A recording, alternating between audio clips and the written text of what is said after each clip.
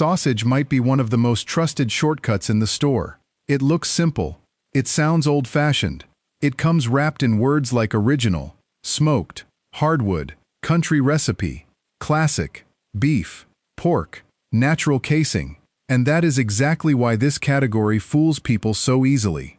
Most shoppers are not standing in the aisle wondering whether a sausage is a heavily engineered meat product built around cheap structure, sweeteners, starches, fillers, and mechanically separated poultry. They think they are buying sausage, real sausage, meat with seasoning, maybe smoke, maybe a casing. Done. But once you start reading labels closely, the category splits in two very fast. On one side, you have products that still look like meat with a few supporting ingredients. On the other, you have formulations that read like the manufacturer was trying to stretch meat as far as it could possibly go without losing the right color and texture. And if you care about what you are actually paying for, that difference matters more than the front label ever admits. So when I say skip 7 sausage brands entirely, and that only 3 are actually real meat, I am not saying the others contain no meat. That would be lazy, false, and useless. I mean something much more important for a shopper. I mean only 3 in this audit still read like meat-first products instead of meat systems padded out with mechanical separation, protein concentrates, syrups, starches, vague flavor scaffolding, or too many little tricks doing the heavy lifting. That is the real line in this category. Not whether the package looks rustic, not whether the brand is famous, not whether it has been in your family fridge for 10 years. The real question is simple. If you strip away the smokehouse language and the warm breakfast imagery, are you still mostly buying identifiable meat, or are you buying a formulation designed to simulate a better sausage than the ingredient panel suggests?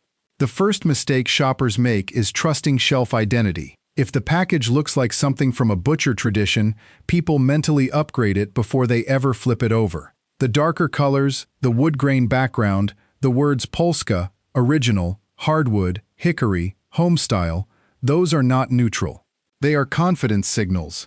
They tell your brain this product belongs to an older food logic, something straightforward and sturdy. But this is one of the easiest traps in the entire aisle, because the front can sell an old-world mood while the back tells a very modern cost control story. Hillshire Farm is a perfect place to start, because this is exactly the kind of brand people reach for when they want something that feels safer than the cheapest option, but easier than the premium one. The packaging communicates familiarity and substance. But look closer at a product like the Polska Kielbasa, and the ingredient story shifts fast.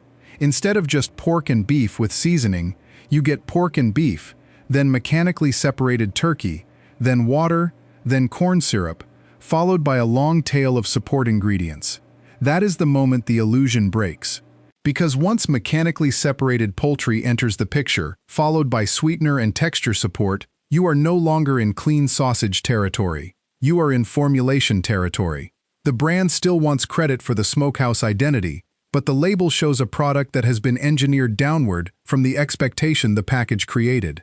That gap between image and composition is why it lands on the skip list. Eckrich does something similar, but in an even clearer way. Their original smoked sausage products often look like the dependable middle of the aisle. Not the rock-bottom bargain brand, not the expensive specialty choice, just the safe family option. Except the ingredients tell you that safe, in this case, mostly means familiar, not especially meat-forward. A representative formula includes pork, mechanically separated chicken, water, corn syrup, modified food starch, flavorings, and more support ingredients behind that. Again, this is the category doing what it does best, taking a label that sounds like sausage and building something that leans heavily on structure and enhancement. If you buy smoked sausage because you think you are paying for a dense, savory meat product, this is where the category quietly changes the deal. The label says sausage. The ingredient list says processed assembly, and that is the first shopping rule worth keeping. If the first few lines already drift from named meat into mechanically separated poultry, water expansion, and sweeteners, stop treating the product like a trustworthy sausage just because the front label is calm and traditional. This is where a lot of people overspend without realizing it. They are not buying premium quality. They are buying premium comfort. The second mistake is even more common. Because it happens at breakfast, when people are moving fast and not reading anything. Fully cooked breakfast sausage has one of the strongest nostalgia shields in the store.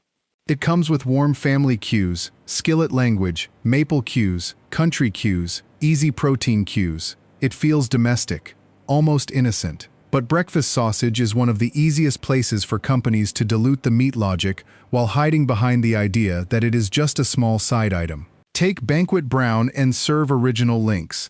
This is a freezer classic, and for a lot of households it lives in the category of good enough for a quick breakfast. That phrase is where bad buying habits hide. Because when you look at ingredient panels associated with these links, you start seeing a different picture. Pork blended with chicken, or mechanically separated poultry depending on the version, added water, soy protein concentrate, and a cluster of supporting ingredients that tell you the product is not just seasoned meat.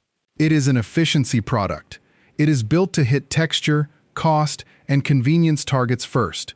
And once soy protein concentrate shows up in a sausage that is being sold on meat expectations, you have to call the play honestly.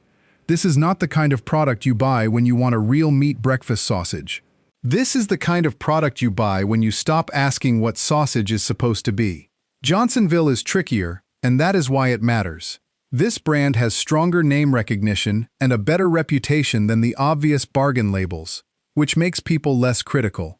But a representative original recipe breakfast links formula still raises the exact kind of questions careful shoppers should notice. Pork is there, yes, but then you also see water, corn syrup, and preservatives like BHA and propyl gallate in some versions, alongside flavor support. This is not the same level of dilution as the weakest products on this list, but it is still a signal that the brand many people treat as a reliable default is more engineered than its reputation suggests. And that is an important distinction. A product does not have to be the absolute worst in the aisle to be a poor buy for someone who wants actual meat-first sausage. Sometimes the smarter skip is the product that hides compromise behind brand trust. Pause on that for a second, because this is where the whole category starts making more sense. The problem is not just bad ingredients in the abstract. The problem is expectation drift. Sausage is one of those foods where people think they are buying closer to the butcher case than they really are, so they forgive ingredients they would question in other categories. If a frozen entree had mechanically separated poultry, soy protein concentrate, corn syrup, and a long list of texture support ingredients, a lot of buyers would call that out immediately. But put it in a sausage link with a farmhouse graphic, and suddenly it gets a pass. That pass is expensive. It teaches brands that they can keep selling nostalgia while quietly lowering the meat standard. The third mistake shoppers make is assuming that the lower end of the smoked sausage aisle is only a price decision. It is not. It is often a formulation decision first, and that is where some of the most obvious skip brands show up. Bryan is one of them.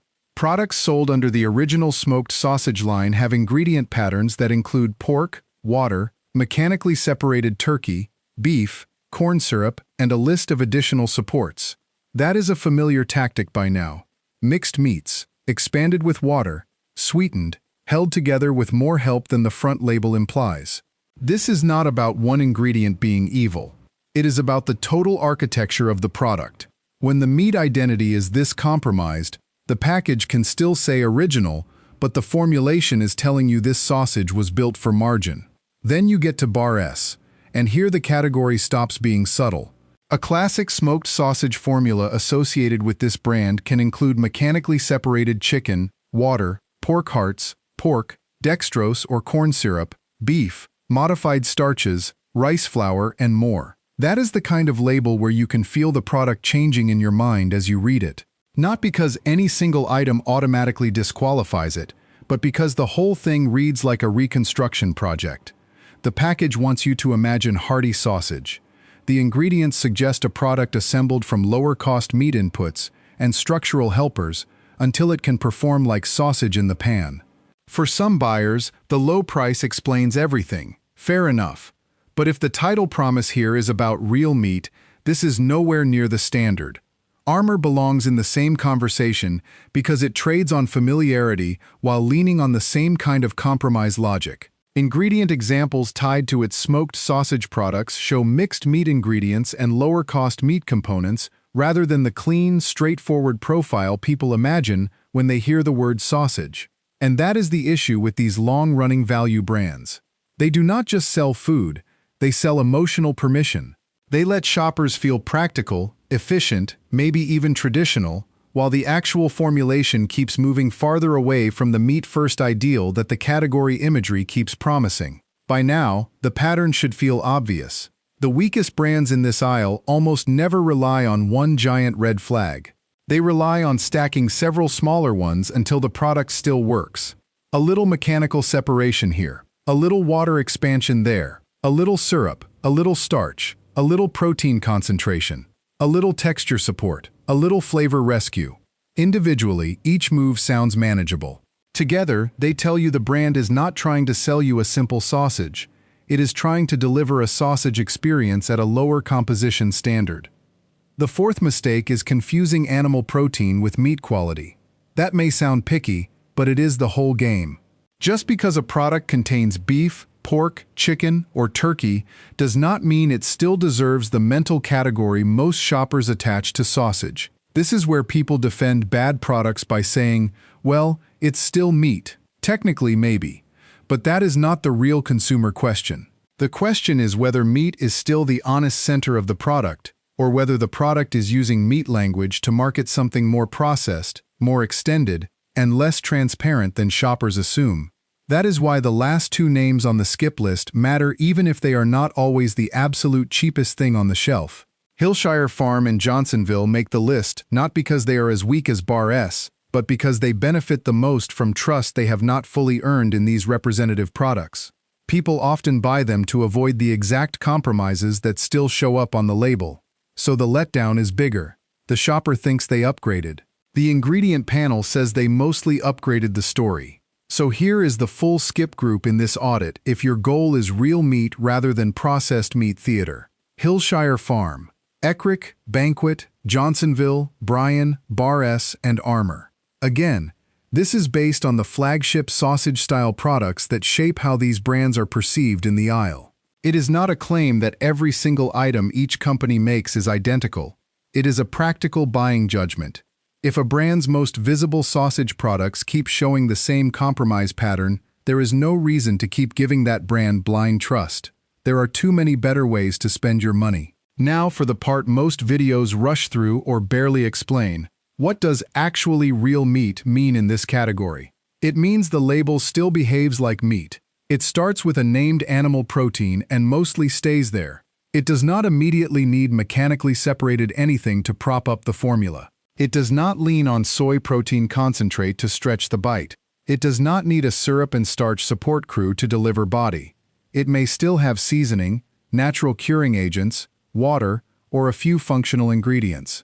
Fine. Sausage is processed food. No one needs to pretend otherwise. But there is a big difference between processed and overbuilt, and only 3 brands in this audit stay on the right side of that line. Teton Waters Ranch is one of them.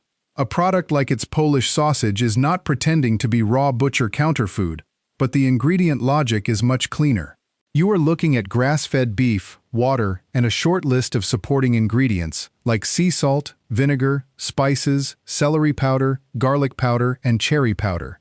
That reads like a company still believes the meat should carry the product. The smokehouse impression on the front is actually supported by the back. That is rare enough in this aisle to stand out immediately. You may pay more. The flavor might feel less aggressively engineered if you are used to sweeter or more processed brands. But that is exactly the point. It tastes like the formula starts with beef, not with a budget objective. Applegate is another one that clears the test, especially on something like its Naturals classic pork breakfast sausage. The ingredient panel is refreshingly direct. Pork, water, then a short set of seasonings and basics like cane sugar, salt, and spices. No mechanically separated meat. No soy protein concentrate. No long chain of texture scaffolding. No major performance theater. That does not make it magical, and it does not mean every shopper needs to become loyal to the brand. It simply means the label still respects the product category. If you buy breakfast sausage expecting pork with seasoning, this is the kind of ingredient panel that does not insult your intelligence. Niman Ranch is the third brand in this group that still feels like real meat in the way most shoppers mean it, not just in the legal minimum sense. Its breakfast sausage links use pork, water, salt, honey, onion powder, marjoram, nutmeg, black pepper, celery powder, ginger, and citrus elements. Read that slowly and the difference becomes obvious. Even the supporting ingredients sound like food, not correction fluid for a weakened formula. You can debate price. You can debate taste preference. You can decide it is not worth it for a busy weekday breakfast. All fair. But if the mission is to find sausage that still behaves like a meat product instead of a composition exercise, this is what winning looks like. And here is something important. The better options are not better because they wear halo words. They are better because the ingredient list gets boring in the best possible way. Boring is what you want here. You want meat, seasoning, maybe a simple curing system, and then the label ends before it starts sounding like the company needed a committee to hold the sausage together. That is the benchmark. Not whether the package says premium, not whether the brand sits in a nicer refrigerator case, not whether the word natural is printed large enough to calm you down from 6 feet away. This is also where shoppers need to get honest about trade-offs. Cleaner sausage usually costs more, sometimes quite a bit more. It may have a shorter ingredient list but a firmer texture, a less sweet flavor, a more straightforward spice profile, or a smaller portion size for the money. In other words, it may feel less instantly gratifying if your palate has been trained on heavily optimized products. That is not a flaw, that is the reset. Once you realize how much of mainstream sausage appeal comes from formula engineering, the cleaner brands start making more sense. You are not paying for more excitement. You are paying for less disguise.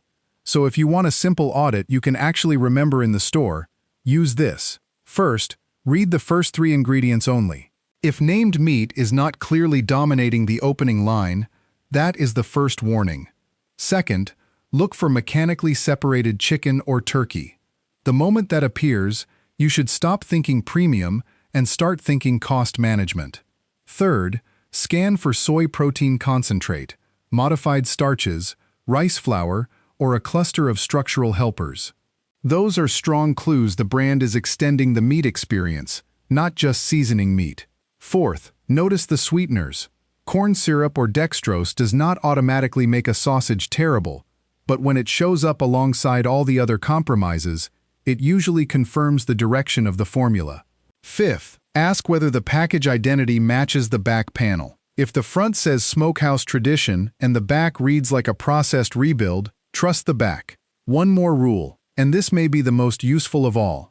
Do not reward brands for being less bad than the cheapest competitor. That is how the middle tier gets away with so much. A lot of shoppers compare only within a comfort band. They say, well, at least it's not the bargain bin brand. That is not the right comparison if you care about meat quality. The right comparison is whether the ingredient list still respects the basic idea of sausage. Some brands fail that test dramatically. Others fail it quietly. Quiet failure is still failure, especially when it comes with a higher price tag and a stronger trust halo. And if you have been buying one of these skip brands for years, this is not a guilt trip. This is a reset in how to read the aisle. Because most people do not get fooled by sausage because they are careless. They get fooled because the category was designed to feel familiar, old-fashioned, and self-explanatory. It is not self-explanatory anymore. It is a modern processed food category wearing heritage clothing. Once you see that, the shelf looks completely different. The words original and classic stop carrying so much weight. The photography stops doing the thinking for you. The label becomes the product again. That is the deeper truth here. The real divide is not premium versus budget. It is transparency versus performance. The worst sausage brands in this audit are selling performance first. Texture performance, flavor performance, price performance, shelf identity performance. The 3 that still count as real meat are not perfect, but they are much more transparent about what they are actually asking you to buy. And in a category built on front label confidence, that honesty is worth more than branding. So the next time you stand in front of that wall of smoked links, breakfast patties, kielbasa, or fully cooked sausage, do not ask which package feels most familiar. Ask which one still reads like meat. If the label immediately slides into mechanically separated poultry, soy protein, starch, syrup, and flavor rescue, put it back. If it starts with named meat and mostly stays in the lane, that is where your money makes more sense. That one shift will clean up your sausage choices faster than any marketing claim ever will. And now I want to hear from you. What sausage brand is sitting in your fridge right now? And after hearing this, are you still buying it the same way? If there is a brand you think deserves defending, say it. If there is one you think belongs on the skip list even more than these 7, drop it in the comments. And if you want the next audit, whether it is bacon, deli meat, chicken nuggets, frozen breakfast sandwiches, or healthy lunch meat, tell me which aisle we are exposing next.